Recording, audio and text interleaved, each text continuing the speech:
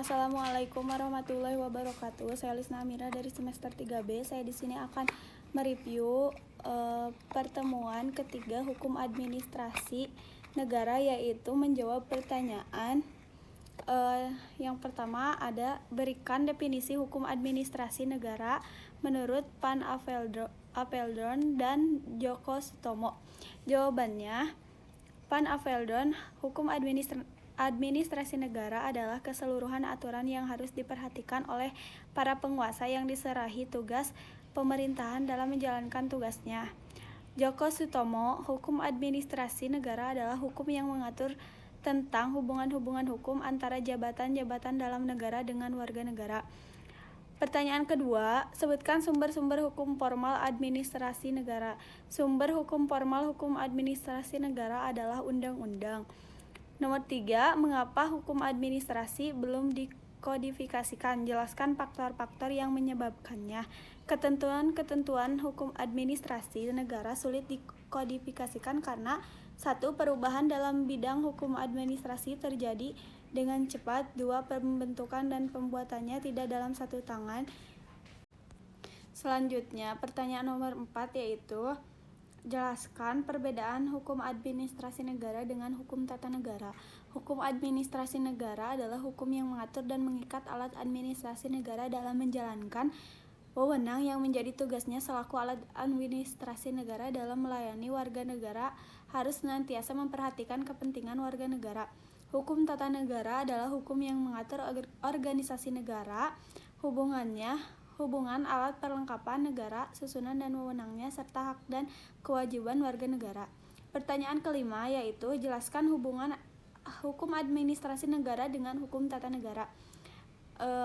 Badan-badan kenegaraan itu memperoleh wewenangnya dari hukum tata negara, dan badan-badan kenegaraan itu menggunakan wewenangnya itu harus berdasarkan atau sesuai dengan hukum administrasi negara atau asas negara hukum. Pertanyaan ke-6, apakah yang dimaksud dengan ketetapan atau beschikking? Yaitu istilah ketetapan dalam bahasa Belanda disebut beschikking, yang mengandung arti adalah suatu penetapan tertulis yang dikeluarkan oleh badan atau pejabat yang berdasar perbuatan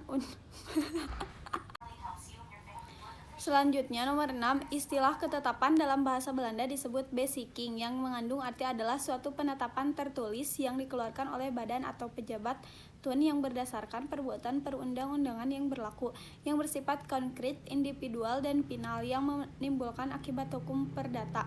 Pasal 1 angka 3 Undang-Undang Nomor 9 Tahun 2004. Jawaban nomor 7, penetapan tertulis dikeluarkan oleh badan atau pejabat didasarkan pada peraturan perundang-undangan, bersifat konkret, individual, dan final, menimbulkan akibat hukum bagi seseorang atau badan hukum perdata. Nomor 8, pertama, ketetapan positif adalah ketetapan yang menimbulkan hak dan kewajiban, menimbulkan keadaan hukum baru. Yang kedua, ketetapan negatif adalah ketetapan yang tidak menimbulkan keadaan hukum baru. Yang ketiga, ketetapan deklaratoir adalah ketetapan yang menyatakan bahwa seseorang dapat diberikan hak sesuai dengan ketentuan perundang-undangan secara otomatis. Nomor 4, ketetapan konstitutif adalah ketetapan yang menimbulkan akibat hukum. Selanjutnya, jawaban nomor 9 yaitu peradilan administrasi negara adalah badan yang mengatur cara-cara penyelesaian persengketaan internal administrasi negara dan persengketaan eksternal administrasi negara. Tujuan diadakannya peradilan administrasi negara atau peradilan tata usaha negara adalah yang pertama, untuk melindungi pihak-pihak yang dirugikan akibat adanya kesalahan aparat administrasi negara maupun kesalahan atau pelanggaran hukum yang dilakukan oleh warga masyarakat. Yang kedua, akibat adanya putusan administrasi negara yang merugikan pihak yang dikenai putusan tersebut.